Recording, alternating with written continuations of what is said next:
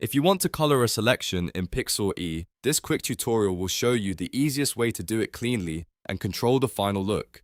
This is a great method for changing the color of an object without repainting the whole image, and it works especially well when you want to recolor clothing, hair, products, or small areas in a photo. Before we begin, if this tutorial helps you out, go ahead and hit like, subscribe for more editing tips, and let's jump right in. First, open your image in Pixlr E, which is the advanced editor and the best option for this technique.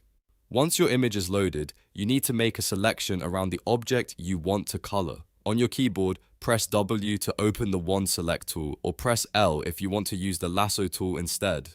The One Select tool is useful when the area has clear edges or similar colors, while the Lasso tool gives you more control if the shape is irregular. Now carefully click around the object or trace it with the lasso until you see the animated dotted outline surrounding the full selection. Take your time here, because the better your selection is, the better the final color will look. If the selection isn't perfect, you can usually adjust it before moving on. The goal is to isolate the area you want to recolor as accurately as possible. Next, look over to the Layers panel on the right side of the screen. This is where you'll build the color effect without damaging the original image. At the bottom of the Layers panel, click the plus icon to create a new layer. When the menu appears, choose Empty, so Pixlr creates a blank layer above your photo. This is important because you want the new color on its own layer, not directly on top of the original image. Once your blank layer is ready, press B on your keyboard to select the brush tool. Now pick your new color from the color picker. Choose the shade you want the object to become, whether that's a bold red, a softer blue, a clean black, or anything else that fits your design. Then paint inside the selection area on your new layer. At first, it will probably look like a flat, ugly shape, and that is completely normal. Don't worry if it looks strange right away, because the blend mode is what will make it look natural.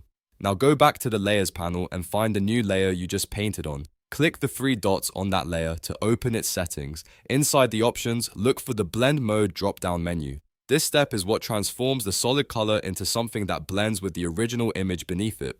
Change the blend mode to color if you want the new shade to preserve the lightness and texture of the original object. If you're coloring a very light object and want a stronger effect, you can use multiply instead. Try both if needed, because different images respond differently depending on the base color and lighting. After you choose the blend mode, your color should start to look much more natural and integrated with the image.